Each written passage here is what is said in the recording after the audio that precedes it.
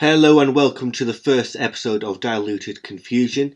Before we go into this episode, I want to explain what the overall theme of my podcast is going to be, not just for this episode, but for all my upcoming episodes as well.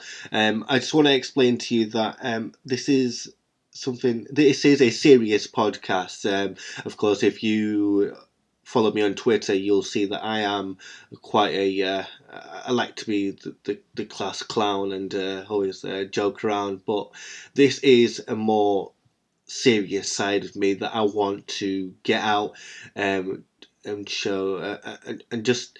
But what this podcast is all about is basically I feel like I understand society, but not completely. And throughout the episodes of this podcast, I want it to be like more of a journey of um, making sure that I am not narrow-minded on each topic that I do hit, as much as I'm already not. But I just want to get in more in depth on topics, which I'll go over in a moment.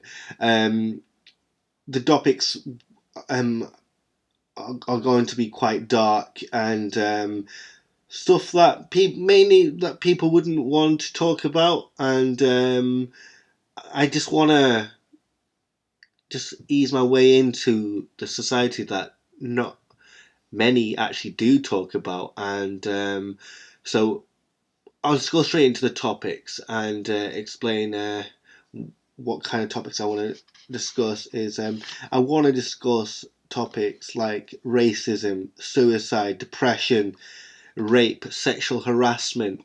So that's just a handful of topics I can just give out to you now, that where you can understand where, okay, this is going to be quite dark, but if you like to listen to it, of course, that's entirely up to you.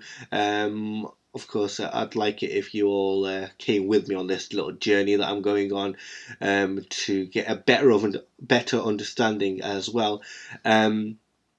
And also want to mention that, of course, if you'd like to, you can follow the podcast on Twitter itself, at Diluted Confusion on Twitter. If you want to follow me personally, which of course it's not going to be, I don't tweet very dark stuff, but I have a bit of a sense of humour, I think. If you want to, it is at Mr. with an MR, not the whole word, Butthal, which is spelt Bhathal. And yeah, now let's get on to what this episode of the podcast is going to be about. In this episode of Diluted Confusion, I will be discussing the oppression of Sikhs in India and modern day time. Obviously, we can always go back in time, back to the Mughal Empire, but I wanted to just keep it a bit more modern day and keep it more like in the now than in the past. So we will be discussing the Operation Blue Star, the complete massacre that happened in 1984 at Sahib, and in Amritsar, and we will also be touching the topics of what's currently happening with Jagtar Singh Johal, with the Free Jaggi Now campaign, and also we'll just talk about it overall and see, get more in depth on that. And before you all ask, you all probably will, people who that know me, you will be asking, why are you talking about this? You're not really religious, and why would you want to talk about this? I thought this podcast is for you. Um, Yes, you're completely correct. I am not religious in the slightest, but I have respect for my background and want to understand things. As much as I don't believe in a lot of things, I do believe in a lot of the morals in the religion that I was brought up to be. And this, it hurt. Well, it'll hurt any human. This happening to anyone, and anything like this, it's not a nice topic at all. if it were to happen to anyone in any religion, it's not a nice topic at all. But you do need to talk about these things and get everyone onto the right road and try to make people understand. Because I can see, I'll be honest with you, I see people tweet about it, but I'm like, I haven't tweeted about it, mainly because I don't know what's going on, and I wonder, do any of the people who have tweeted about this situation that's happening in India actually fully understand what is going on and what has happened in the past? So hopefully, this will raise awareness for that movement itself. But overall, what my message was, what I want the message to come across is that something really, really bad happened, and it was. People say Operation Blue Star is the thing of the past, but if you think about it, it wasn't that long ago. That was about 30, 40 years ago now, almost 40. But think about it. How old are your parents? And how old are you? That gap in between them and you, and that happened in their lifetime in a way, most likely. Well, if you listen to this, your parents definitely lived through that.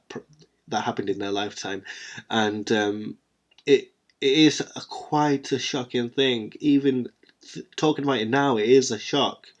Like, of course, we can always talk about things that happened in the past in history, reading in the history books. You don't feel it as much because you don't think it's not in your lifetime. I'm not saying this 1984 massacre didn't happen in my lifetime, but it was so much soon before, like so close before I was born. It is quite fresh, and it shouldn't ever be forgotten. This kind of disaster, and so I will go straight into it now, and I'm interviewing my friend. Well, it's not an interview really; it's more of a discussion, and obviously I have a few questions there. I do want to explain as well. This is my first ever podcast that I've done, so please do excuse my my nervous word. Well, my words weren't coming out of my mouth because I was like, oh, this is a serious topic, and I'm still growing into talking about serious stuff as well, and I hope to God you like the podcast, and your feedback is appreciated, and just leave it in the comment section if you can, and or if you can always message me myself on Twitter, and here we go. I'll leave you to it now, and you enjoy this little discussion we had, and hope you like it. Okay, there we go. I'm gonna just jump right in and explain why I want to discuss this topic with you, so you kind of get the idea of why I want to talk about it. It's mainly because obviously, a few weeks ago, well, more than a few weeks ago, obviously this whole hashtag Free Jaggi Now was trending on Twitter, and I didn't really know what was going on, and what I felt was like loads of people were doing it mainly because, oh wait, there's another brown guy that's been kept captive, and why don't I just do a hashtag, just tweet about it anyway? May not know anything about it, just know that, oh, he's one of our community, he's part of our community, the Sikh community. So why shouldn't I put like just go along with this trend on Twitter? But before I actually do that, I actually want to get a understanding of it, and hopefully people who listen to this as well will have more of an understanding rather than just jumping on the bandwagon and not knowing what the hell's going on. So that's generally it really. So of course the whole issue of it all is really the oppression of Sikhs in India and possibly around the world. But I say possibly because I am Sikh myself, but I've never been in that situation, so I can't really speak for anyone. Mainly probably because I'd never had a Patgar or wasn't ever like I wouldn't be late if I was walking down the street. I wouldn't be labelled. Oh, there's that Sikh guy. Probably Sick guy. There's that Sikh guy, but not Sikh guys in the religion itself. So yeah, let's just jump into it. I've got my friend here, Bal. How you doing? You alright? Alright, man. You good? Yeah, I'm probably good. Right, let's just get on with it. You know what I mean? You know what I mean, man? You made me wait for this long. You might as well. Let's just jump into it. Good things that come to lose weight, man. You know yeah. that, man. Yeah, I waited too long, man. That's little digging, yeah, whilst we're live, eh? So obviously the oppression, obviously we could always go way back to the well, from my knowledge, we could always like further my knowledge goes on oppression on Sikhs is like back in the Mughal Empire. But we don't want to go that far back. Let's keep it modern day in the past 20 to 50 years, or however far we need to go to. But of course, as far as my knowledge, in the modern day oppression of Sikhs, in my eyes, it kind of started in when the attacks in at the Golden Temple in 1984. Of course, there must have been something going on before that or around that. So let's discuss that really. So what really what was the reason behind the whole 1984 attack from the perspective of the Indian government? Do you know? Well, how much do you know about like 84 and like Operation Blue Star? So, like, what do you know? Like, what have you been told by like your parents? Well, parents never really talked to me about it because when it ever came to that, it's a whole long story about my own life. Basically, I went to India about 2005, studied and lived there for 4 years, and they just assumed that I knew everything, and never really have that relationship to talk about India, what happened back then. I only learned about it back when I was in Punjab myself at the time, and just only found out snippets of things. It wasn't really. It was, I think, from when it came to studying it in school, it was like a paragraph long. It was like a really small chapter on that part, and never really they never spoke about it in depth. So all I know is the Indian government went in to get to collect. The orders were to get Jarnail Singh Bhindranwale and come back out. That was the order, but of course it was a massacre on a lot of the Sikh civilians that were there, innocent bystanders, and that's all I know. And then of course the aftermath of course like the opposing religion, really it's just back and forth. Things going on. Yeah. I think I found out about it when I think I was around 13, 14. Okay. I think it was one. It was Vasaki, and there was one of those Immortal Productions album that came out. And okay. Yeah, my mum got me.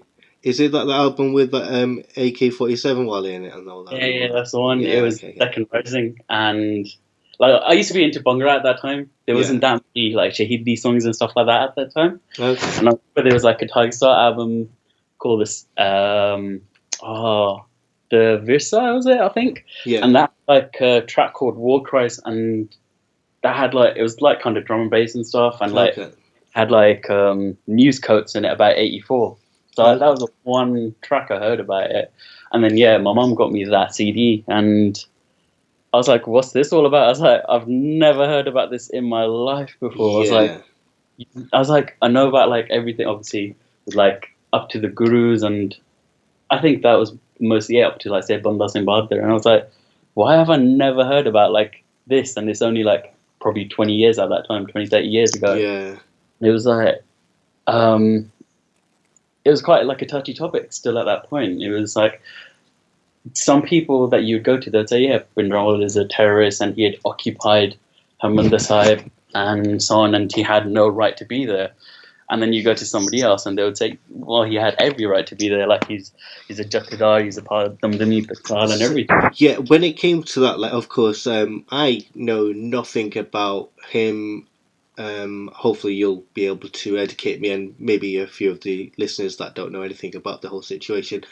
Every time when I was walking around India, I'd see obviously people have pictures of him up, like they almost in a sense like look up to him, and at first obviously because I didn't know, I wasn't really educated on the whole story of what happened and whatnot.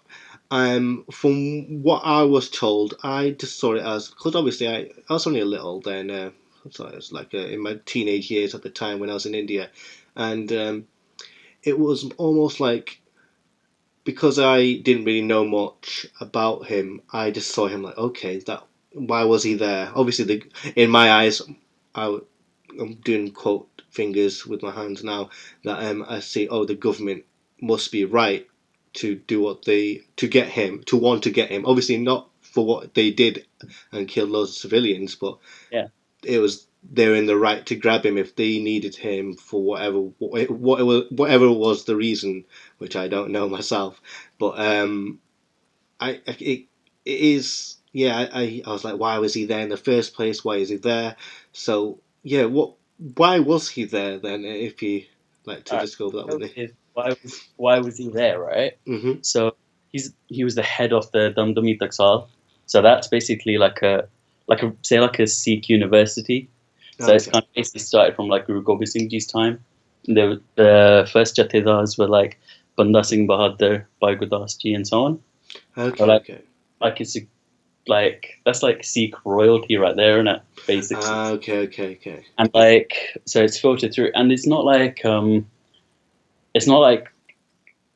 it's kind of chosen by popular vote who's like the leader as well. So like it's passed through. So when Santji was like a young kid, he was like bent on like his mind was like on Sikhi constantly. And there's like one story that I heard like where he memorized the whole of Jap Sahib in like 5 hours. And dude, like it took me like 2 months to okay. And you're telling me my man did it in 5 hours? 5 hours, okay. So what was, of course, so that's the, okay, so we got to the bottom of why he was there. So what was well, from what we are... So yeah, this is the thing. So when he was younger, he, one of the Jathedars, one of the heads of the Damni Daksal, basically said like he kind of wanted him to like kind of chill with him type thing. Like be kind of like an undergrad type thing, and to shadow him kind of thing. Yeah, basically. So he was like in that he was kind of coming through that line of basically other sants basically. So there was, the one before him was Sant Jagtar Singh Bhindranwale, and he was like a really good, effective preacher of the faith as well. And when he was the head, I think he was the one that passed it on to Bhindranwale. Okay. When I think it was around like late 70s to early 80s, he was like extensively like going through the villages of Punjab and other states or cities of India. So his like he wasn't going around like saying like kill all the Hindus and so on, and there's nothing like that. Like if my man was a terrorist, you would be like, oh yeah, like his main objective would be like that type of thing, to build that type of like. So he was basically just preaching the religion around village to village, as any religious person would. Yeah. His main philosophy in like 6 words was Nashe Shaddo Amrit Chakko Tela Gursikh Banona. Like give up addictions. We know Punjab is like drowning in alcohol and drugs and everything. Yeah. His message to the youth at that time was to get rid of all that and like take Amrit and be good Sikhs. And same with him was like, even with Hindus and Muslims, it wasn't like, oh, leave your religion and become Sikh. Is a Hindu should become a firm Hindu and a Muslim should become a firm Muslim. Yeah. Yeah. So his preaching was based on love. Like, it wasn't any hatred to anybody or was trying to assert a superiority against anyone. Okay. So what was the reason behind what the government wanted to get him for? Like, why did they want him? Why did they need to go into Harmandir Sahib to collect him or kill him? Whatever the motive was, I'm not really sure. But what was the reason behind that? So he wasn't in Harmandir Sahib as well. That's the thing. What I mean. Sorry, yeah. Say like the whole complex. So he was in the Govt. He's the Jagtar. He's allowed to be there. No, of course, yeah. So, so that's on the side. Yes, sorry, yeah. But yeah, I know what you mean. Yeah. So if they were going to collect him, would you really need to plan 2 years prior to that and make a replica of the whole complex in a valley? What do you mean? So they had a replica of the whole place? They made a replica of Harmandir, like the whole complex. They made a replica in the Doon Valley in India, where they practiced. Okay. Yeah. So this is the thing. He said himself, "If you want me, I will come." And they had arrested him for murders as well, which because they had no evidence, they had to let him go. Okay. So they just wanted to get him for the sake of it, and they just he was the one person that was inspiring the Sikh youth. He was bringing Sikh back to where it was meant to be. Yeah. So was he, from what I've read recently and in the past as well, was he also starting to become like this political figure as well? And is that the reason why the Indian government wanted to go collect him in a way? I don't know what the best word is to describe what they were trying to do, because they did a big massive hiccup of what they were trying to do, and so it's really hard for me to really put words on what they were trying to do. But I guess in their minds, they wanted to probably get rid of him, right? Mm-hmm. I don't know what their ulterior motive was, if they wanted to crush Sikhi or whatever it was, because Indira Gandhi said it was the men with turbans and beards. So she's identified Sikhs. Okay. There's no Hindu or Muslim that walks around with a bug and dadi. Let's be honest. Yeah, you can stand out. You stand out straight away. You know who you are. Exactly. Yeah. Right. So stuff like that. Like, then he knew what they were going for. There's a general Sahib Singh. Have you heard about him? No. Go ahead. So he'd been in the Indian Army for quite a while. Like really well decorated general. Then there was a promotion that he should have received, but he didn't, and they gave it to a Hindu counterpart. Mm-hmm. And at that point, then they kicked him out of the army because he received a plaque, apparently, and they said that was bribery and fraudulent. And the plaque was only like 2,500 rupees, something like that. Mm-hmm. So they kicked him out for that. And he knew what they were planning. He knew what they were doing.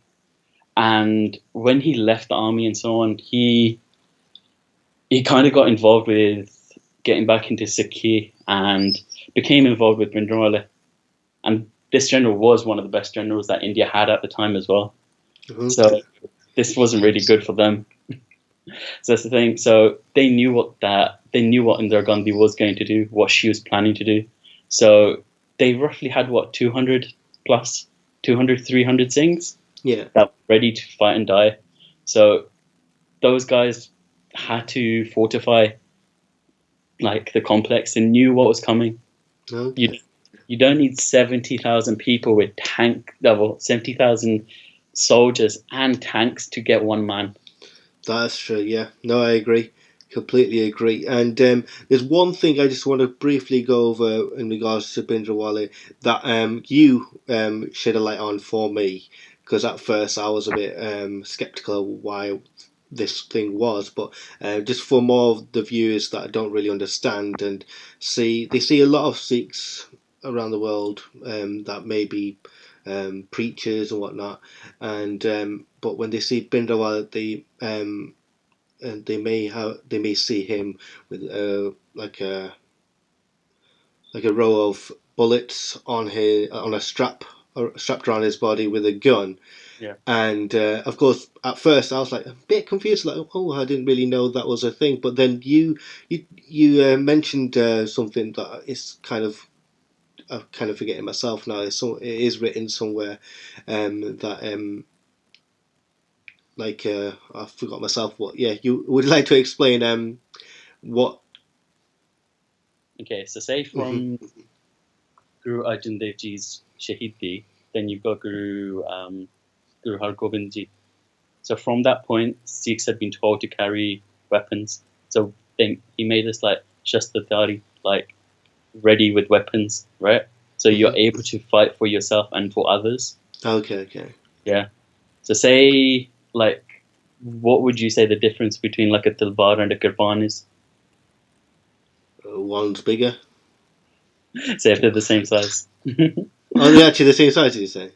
If they are. If they're the same size, I don't know. One sounds more. UK now, that's obviously shrunken down due to legislation, isn't it? Yeah. Man, really let you walk around with like a 3-foot kirpan, innit? Yeah, that's true. Yeah. But yeah, the whole thing's meant to be one is to oppress and one is to fight oppression. Okay. See, so like we've gone down say like 300 years, right? Yeah, of course. Yeah. You're not going to roll around with just swords, right? That's true. Yeah. I'm not going to bring a stone to a gunfight. That's true. Yeah. No, I agree. Now, and when you explained it to me before, it kind of it definitely made sense to me. Then I just thought I'd rather this come up on the podcast itself, so other people can kind of get that side of things as well. Because I hope I'm not the only one that was a bit narrow-minded. I didn't really think that far ahead. So what I want to do now is just one more thing. Like, oh, sorry. Yeah. Okay, so why did he have weapons in Harmandir Sahib? But alright, so that was one thing as well. He wasn't in Harmandir Sahib, he's in the Akal Takht. That's the temporal seat of authority for all Sikhs. Mm-hmm. Yeah, and that's where Guru Har Gobind's army used to be as well. So so that'll be a norm thing to have there anyway. Exactly. Okay. So yeah, for the audience as well as myself, I know we keep saying obviously the Harmandir Sahib itself is the Golden Temple itself, and the Akal Takht is how far? It's just literally it's in a similar area, but of course it's in the same complex. So it's in the same complex, but of course where I'm going wrong is when I say Harmandir Sahib, it is just the little part of the whole complex, aren't I? Yeah. So that's where I'm going wrong. Sorry for everyone that had to hear me say that nonsense. But yeah, what I want to do now is go further up to like around a decade before the Operation Blue Star, the disaster it was, to something that you mentioned to me, and I started reading up about it. It's the Anandpur Sahib resolution of 1973, and of course, it was quite a big statement. But if you read that statement, it's not really so like I wouldn't ever look at it as a negative thing at all. I don't think anyone would anyway. It's just all in all, from what I read, is just trying to what its purpose was is to the Sikh to make sure it is a bit more broad into the eye of the whole of India, to make sure everyone in India sees Sikhism as a religion itself. Because was there a reason behind that statement? Was it in a way was Sikh not really looked up at all around that time, or was there other reasons behind it? No, obviously it's still flourishing, but like you have to remember, like I think so they removed like Chandigarh from Punjab and this been other things. They were just always trying to oppress Punjab and like constantly, because obviously like I would say Amritsar, that's in Punjab, right? Yeah. So there's just so many things they were trying to do to Punjab to just make sure Sikhi didn't flourish in a way.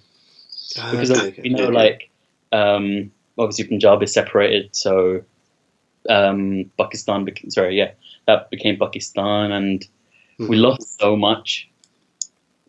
In a way, do you reckon this whole statement was more of I don't want to say the wrong words, but is it more of a way of something to put forward to a statement to the government to say, here's this, but also a kind of was a statement something written with hope for Khalistan?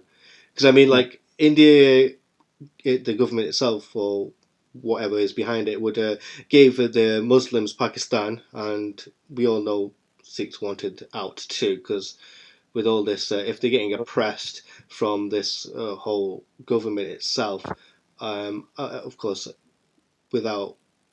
No. So we should make it clear that basically at that point, Sikhs had they didn't want to get away from India in that type of manner, or they wanted to be like allowed to live within India as Sikhs, free from like direct and indirect interference and tampering with Sikhi. So Khalistan wasn't even mentioned until later on, was it? Yeah. Okay, so let's ignore that completely. Because even Bhindranwale said, like, if the government ever try to do anything to, like, Harmandir Sahib, that's when the foundation stone for Khalistan will be set.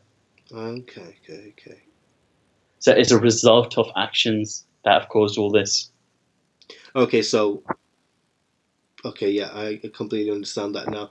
So, of course, do you think that the Indian government saw this statement as a threat, and that's where the oppression began even deeper?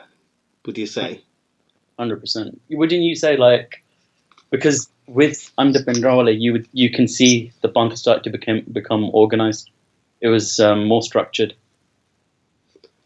So I would say Sikhi does flourish when it has somebody kind of not leading them, as I say, because obviously we have Guru Granth Sahib Ji, and that is our guru that we look to. But as in, when, say, like with Bhindranwale and these type of people, like,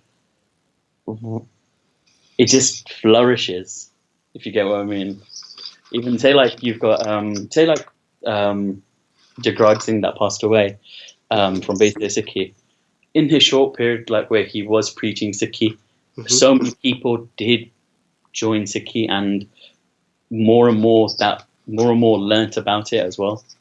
Okay. So, like key individuals are needed like this. Like because they're quite a powerful figure as well. Have these fake bugbear and like people that run to them because they don't want to connect to the guru and like they want an easy way out. They want So there is that thing as well.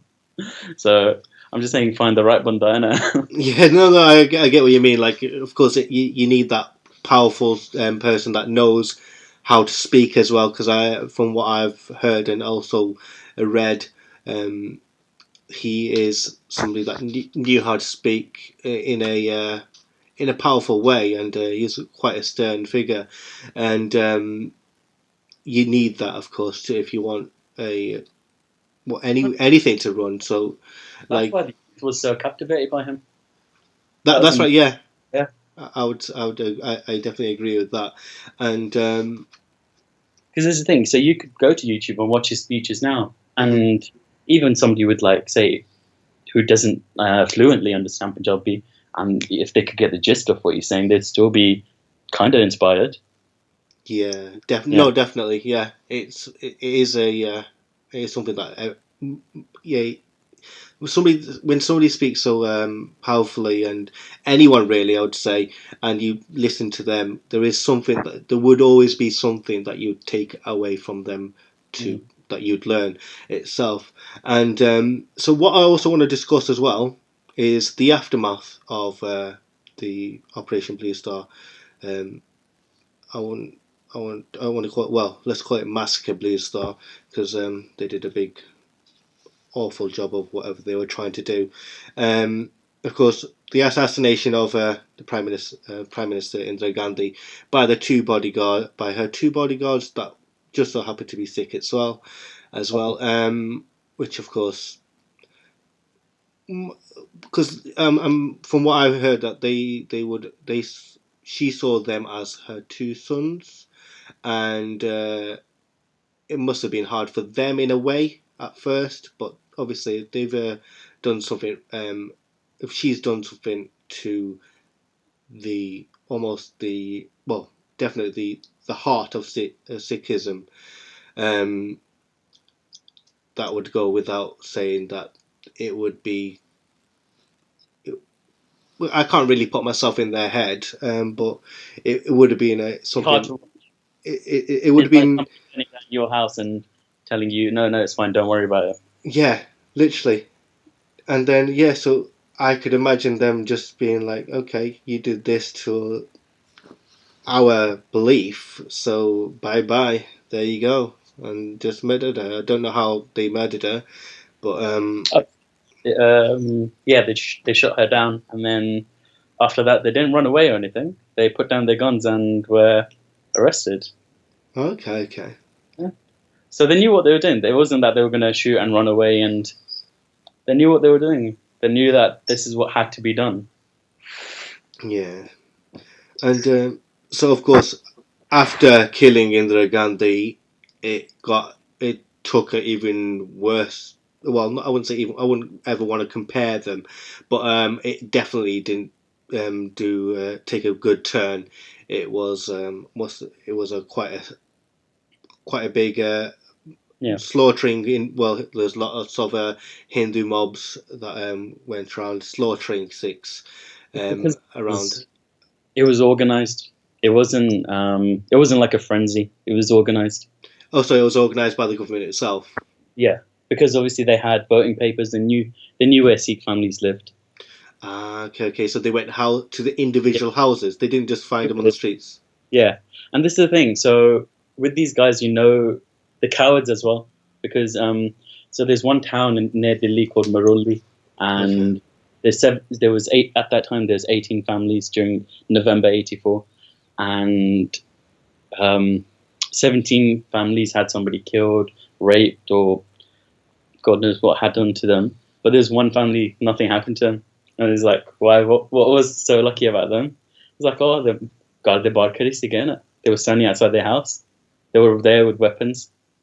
And that's the thing with, like, obviously these guys that are burning down houses and everything, deep down they're cowards and, like, they don't want to get killed. Okay. So it wasn't... Yeah, because of course, if they had the motive to kill everything that moved, they would have done it. But because they saw, okay, they're a bit of a threat, let's not go for them. Yeah. Do as much as we can and leave. As they'd probably paid or something. I don't know.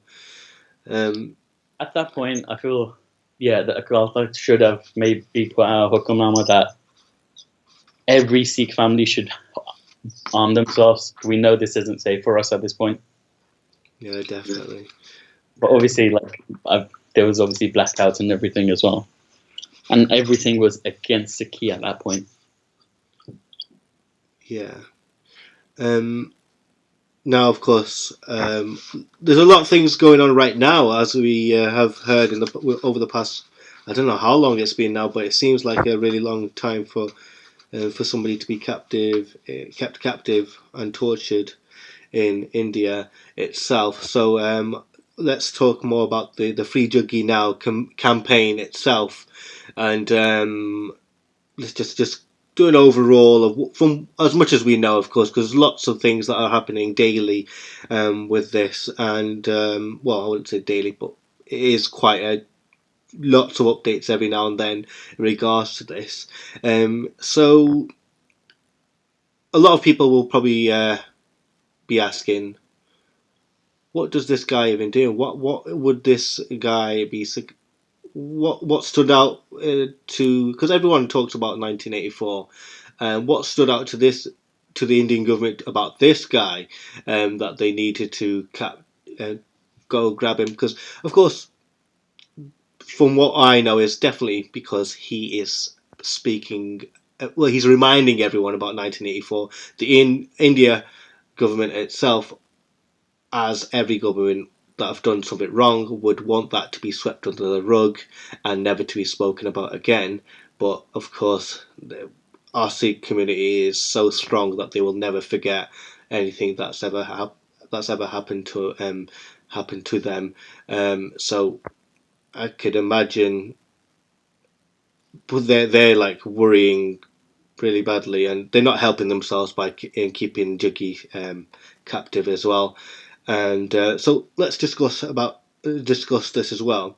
So who is Jaggi? So, from what I know, like he was a blogger and a researcher. So he was a human rights activist for Sikhs, Okay. and he used to translate Santji's speeches into English. Mm-hmm. And I remember the first time I went on Never Forget 84. I think I was around 13 or 14 at that time. Okay. So it's been around for years. So this isn't something that popped up over the last year and where it's been just growing like a lot of attention. But it's been there for over 10 years now. Okay. So what is this website that is he running it? Did you say? So from what I know, I think he was posting articles and so on. Oh, so he's just a member of that kind of the website itself and posting articles, like as a publisher itself. And what's the website called again? Neverforget84.com. Okay. And so this poor guy, he went to India to get married. Yeah. And was it a day after he got married? They went to the mall, or a couple of days after, whatever it was. They went to the mall, and people in plain clothes. I think it was. So he got married in October. Okay. Nearly a month after, in November, he got picked up when he was shopping with his wife and his female relative. Okay. Punjab police picked him up, threw a sack over his head, and took him. Okay. For a few days, his family didn't know where he was. So he was in police custody, and nobody had a clue where he was or who he'd been taken by, because he was taken by plainclothes officers as well. Plainclothes officers, and also, what about the relatives? Were they just left there, or were they taken with him? So there's nothing really been said about that, but yeah, I guess they were just left behind. Okay. Really, truly, he was what they wanted. So he is he's being accused of was it a couple of assassinations, or being the mastermind behind it, or they're saying that 8 murders recently they tried to link him to. Okay. They tried linking him to attempted assassination of an RSS leader, Okay. A murder of a church pastor. Okay.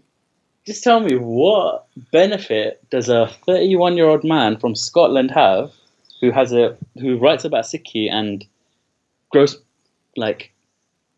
actions against Sikhi? What's that got to do with killing a Christian pastor? It's just, it is all mad to me as well. I don't really know much more about what's going on. All right. First thing, if you went through everything, maybe some people might be like, okay, you know what?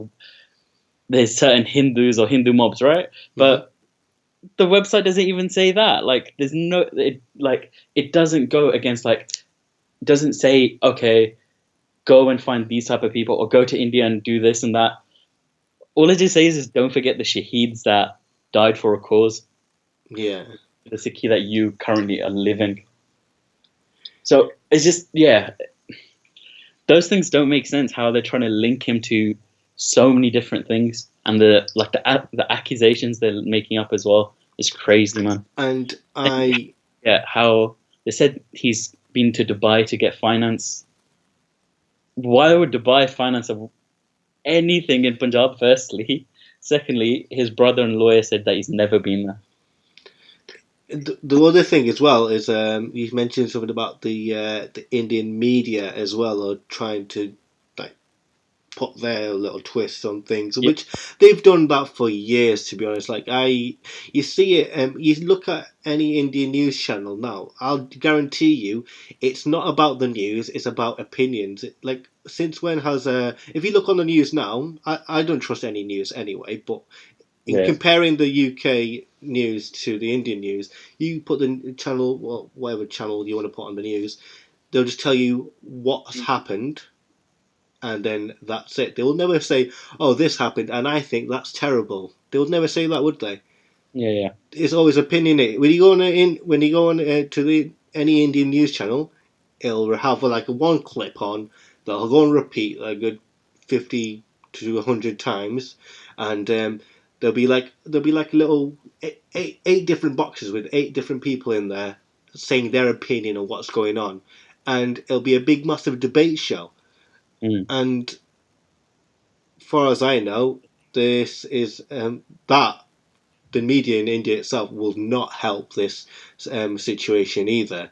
And of course, we all know about the Indian government. They can go around and they can be quite manipulative in that sense as well. And I know for a fact they are behind that as well. Change. So what have they said though? So this is one of the things we know. Everybody in India has a price. We know that. We know that media out there has been bought, and even the guys. The Chief Minister of Punjab, Amrinder Singh. Yeah, he's given him a guilty verdict before he's even been presented or even charged. Mm-hmm. No inquiry or verdict from a jury, but Amrinder Singh says he's guilty. What? I really doubt that would happen in any other country. Before you've even taken my man there and given him a fair trial, you've pronounced him guilty. I feel with his case, it's guilty until proven innocent. And yeah, definitely. This would have been swept under the carpet so quickly if this whole Free Jaggi Now campaign didn't have the momentum it has. I feel that's the only reason they're still taking him in and out of custody. In and out of police. For the remands. If nobody was talking about it, it would have been brushed under the carpet, and he would have been another statistic. No, yeah, definitely. It is in a way, it is a good thing. Definitely is a good thing that everyone is jumping on to this and making sure that they are making sure that their voice is being heard in regards to this campaign, the Free Jaggi Now campaign, and I feel that, of course, the Sikh community itself have always been powerful in a sense that when they stand together in all things, especially because they know, history speaks for itself, that the Sikh community itself around the world has gone through quite a lot, and I hope, of course, that this is another thing that they will be able to get through, and of course Jaggi comes home safely to Scotland, and hopefully this is something that will help him, and obviously justice needs to be done in a sense to he'd need compensating for this, of course, if he's drug trafficking. He even had a case where he was creating a fake death certificate for himself. That all these things got brushed under the carpet. So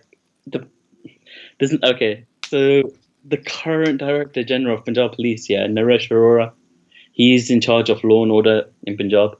He headed Operation Black Thunder 1 and 2. These were campaigns to attack Amanda Sahib. Mm-hmm. So he's one of KPS Gill's henchmen. So the stars on his shoulder has been earned by killing the youth of Punjab, the Sikh youth of Punjab. So these are the guys who are these are the guys that are basically sentencing Jaggi, and with no evidence, no proof. And he's a British citizen as well, a fully fledged British citizen, and I'm so surprised. Obviously, the ties between Britain and India, we don't know what deals that are arms deals and so on, import and export. Obviously, one person's life is not worth that much money, I guess. Yeah, I understand.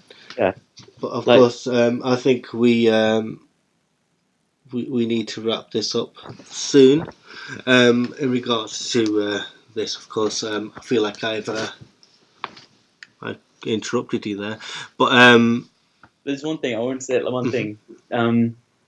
So like like the older people, like say like our audience, there are some parents. Even one of my friend's mom, she said, "Look, yeah, jadena kuch like we don't know, and like what might happen. We've got to go to India.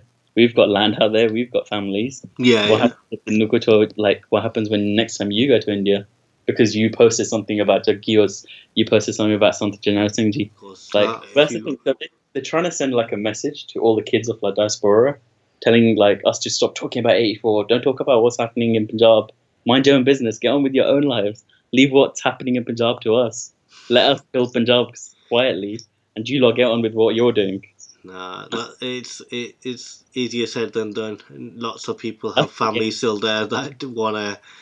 That's the thing, man. Yeah, like even Amrinder Singh, like he said he's gonna make it difficult for NRIs to come in and out. Let them. Well, what's that all about? It's like before you need NRI support, and now with all of this happening, you don't want anything from outside. From even with Canada, there's recently been a Gurdwara in, I think it's on Ontario, and they've basically banned any India personnel, government officials, from in the Gurdwara. And it's not just one Gurdwara. There's like a whole like community of Gurdwara that have agreed this. So that's really good. Because no, that's good. Ages. This happened in UK. So when Modi came to, was it Wembley? Or when he came to UK, then he was at Wembley Arena, right? Mm-hmm. He said that there was a Khalistani extremist that was basically kind of, their influence was growing in the UK. Every Gurdwara in the UK had to basically get kind of vetted by the police. That's mad. Yeah. If you talk about any topic or anything to do with Sikhi, you're labeled an extremist. Like if tomorrow at the moment, like I have, obviously I keep my hair and everything, but like I want to take Amrit one day, like would it be like, oh, my man's an extremist now? He's just like, he's gone too far. Like there's so many things. Like it's never extremist when it comes. Yeah. When you try to get Sikhi back to how it should be, and not like have any external influences, that's when like people start getting called extremists and stuff like that. At the end of the day, you do you, whatever you feel is right about yourself, and whatever anyone else says is completely irrelevant anyway. So to them, they can just mind their own business and just give them the two fingers and also the middle finger if you want to. But at the end of the day, it's about what you feel is right. And you do you. As long as you're not harming anyone, you're not an extremist at any sense at all. Yeah, that's true, man. But yeah, I don't know what's got to be done for him to come out at this point, because I genuinely thought they would have given, like, before the end of November they would have let him out, but it's getting to that point because I think they've gone so far ahead with it now. They are looking for something to quickly put him into jail and say he's guilty, because I feel like they would have they kept him captive to shut him up for a second, but they've gone too deep to there's no return now for them. It's at that point where like they need evidence, because this thing at that point when they were torturing him, he said to his lawyer he's being tortured, he's being electrocuted, like medieval 3rd degree torture, man. These lot are doing to him, and like they made him sign blank sheets of paper. What else are they fabricating out there? Like, if there's any proof, just charge the guy. No, that's mad. That the thing. There's nothing for it. You just want to silence him because he was talking about what you guys have been doing to Sikhs for the last 30+ years. No, that's crazy. Complete madness. So what I'm going to do... All right, so before we wrap up, is there anything else you would like to say at all? I think, at this point, like, we've even seen like really big YouTubers say there's no need in prayers, and like people with huge followings like say there's no need in retweets and there's no need in like bringing this out. You don't need to keep talking about it. If something's going to happen, it'll happen. And the thing is, like, a small light in total darkness, like, it can make a lot of difference, man. Like, he has nobody else to be his voice at this point, so we have to make sure that we're speaking out for him, because on a level, this could be me, you, or even some like our relatives that get picked up. Like, what's going to stop this from happening after Jaggi's hopefully come home? Like, something is going to continue, but if we keep talking about it, hopefully it'll stop. So we need to make sure, like, our parents and so on, our elders will tell us to stop and just leave it out of there. But this is kind of an attack on us and our generation. Yeah, because obviously the elders will always say, "Oh, just leave it now. It's the past." But then again, it's you that are going to be living, your kids that are going to be living in this society. So the more you talk about it, the more it'll come to an end. And yeah, if you go back to say just our elders, like, we know how easily they are swayed by media. Like, if you go to say, yeah, you got 100 Sikhs in a room, ask them, was Bhindranwale a terrorist? It's probably going to be 50-50. 50% will say, yeah, he was a terrorist, he shouldn't be in there. Like, they're so easily swayed. Yeah, because they don't know the knowledge in a sense. Yeah. Yeah, like, luckily with us, we research and we read and we continue to go on. We just don't we don't read fake news, man. Basically. Yeah, fake like, news.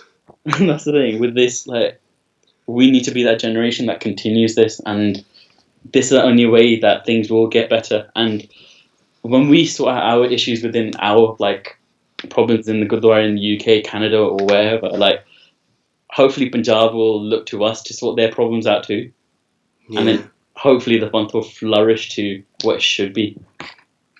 Hopefully. So yeah, I'm going to wrap this up now. Finally, it was good to have you on the show, Bal. Thank you for having me. And no worries at all. And for you listeners out there, probably 3 of you, probably 2 of them me and 1 of them my mum. Shout out to Jazz's mum. I just want to say thank you very much for listening, and please do share, and please the more you talk about this, the better it is about the whole movement of Free Jaggi Now, and most of all, of course, be safe and don't. I'm so sorry for interrupting you, man, but yeah, like, just as you're saying, don't stop talking about it. It's not wrong to correct your parents when they're wrong as well. So when your parents are telling you he must have done something, tell them he didn't. Tell them he was educating people. And that's what. Or have a conversation about it, of course, rather than saying. Yeah. Obviously, don't just say, yeah, no. Like, educate them. Like, we have to educate the people before us, man, and the people after us. That's true. So your word against theirs, but at the same time, you need to learn both points of views of it. That's how it is. So yeah, I'm gonna leave it as that now, and hopefully, yeah. So there'll be another podcast, of course, about a different topic, but we'll get to that another time. So yeah, thank you for listening. Goodbye.